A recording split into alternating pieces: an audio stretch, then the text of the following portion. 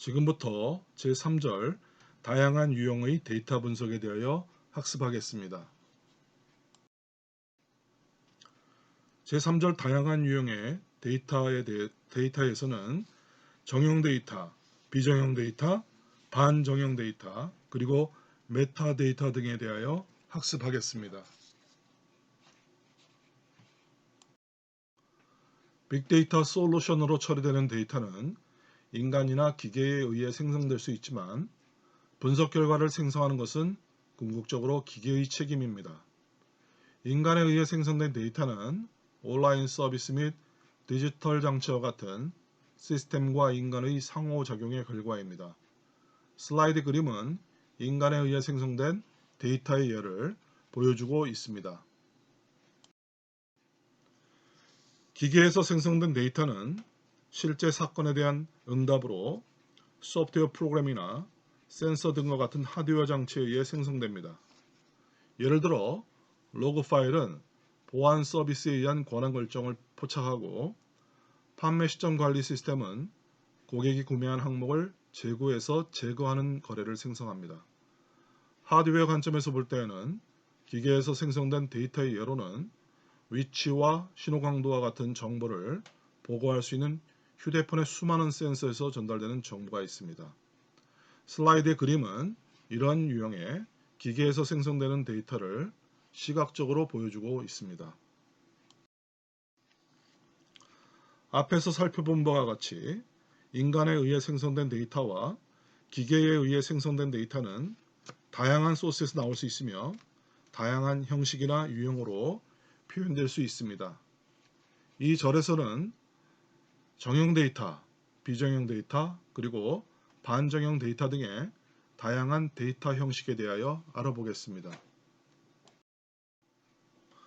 먼저 정형 데이터는 데이터 모델 또는 스키마를 따르며 주로 테이블 형식으로 저장되는 데이터입니다. 이는 서로 다른 개체 간의 관계를 포착하는 데 사용되며 주로 관계형 데이터베이스에 저장됩니다.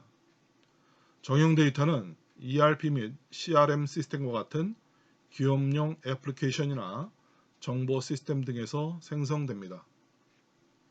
정형 데이터를 지원하는 도구와 데이터베이스가 풍부하므로 데이터의 처리나 저장과 관련하여 특별히 고려할 필요가 없습니다. 정형 데이터의 유형으로는 은행 거래 파일, 송장 및 고객 기록 정보 등을 들 수 있습니다.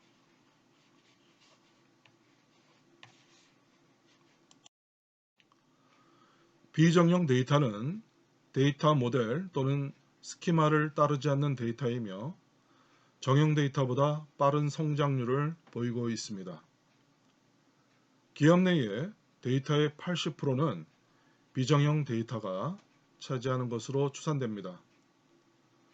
비정형 데이터는 트윗, 블로그의 글 등의 텍스트 또는 오디오, 비디오 데이터와 같은 이진 형태의 데이터들입니다. 주로 독립적이거나 비관계형 파일들을 통해 전달됩니다. 비정형 데이터를 처리하고 저장하는데 일반적으로 특수 목적 논리가 필요합니다. 예를 들어 비디오 파일을 재생하려면 올바른 코덱 장치가 있어야 합니다.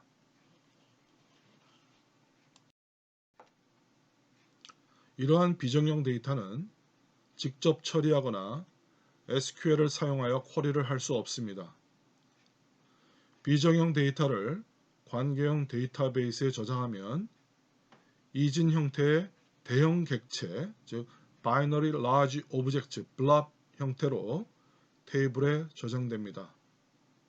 또는 비관계형 데이터베이스인 NoSQL 데이터베이스에 정형 데이터와 함께 비정형 데이터를 저장할 수도 있습니다.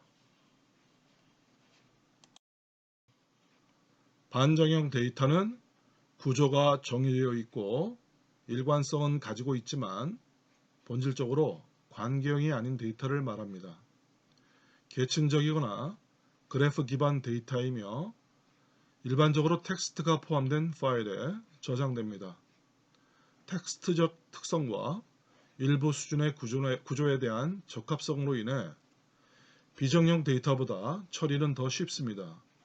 예를 들어 XML이나 JSON 파일이 반정형 데이터의 일반적인 형태를 보입니다. 일반적인 반정형 데이터의 소스로는 전자데이터 교환 파일, 스프레드시트, RSS 피드 및 센서 데이터가 있습니다. 특히 기본 형식이 텍스트 기반이 아닌 경우 반정형 데이터는 주로 특수한 전처리 및 저장 요구사항을 가집니다. 반정형 데이터에 대한 전처리의 예로는 XML 파일의 유효성을 검사하여 스키마 정의와 일치하는지 확인하는 것을 들 수 있습니다. 끝으로 메타데이터는 데이터 세트의 특성 및 구조에 대한 정보를 제공하는 데이터입니다. 이 유형의 데이터는 대부분 기계에서 생성되며 데이터에 추가될 수 있습니다. 메타데이터의 추적은 빅데이터의 처리, 저장 및 분석에 있어 중요합니다. 왜냐하면 빅데이터 솔루션이 반정형 데이터와 비정형 데이터를 처리할 때 데이터의 출처에 대한 메타데이터에 의존하기 때문입니다. 메타데이터의 예로는 문서 작성자와 작성 날짜에 대한 정보를 제공하는 XML 태그, 디지털 사진의 파일 크기와 해상도를 제공하는 속성 등을 들 수 있습니다.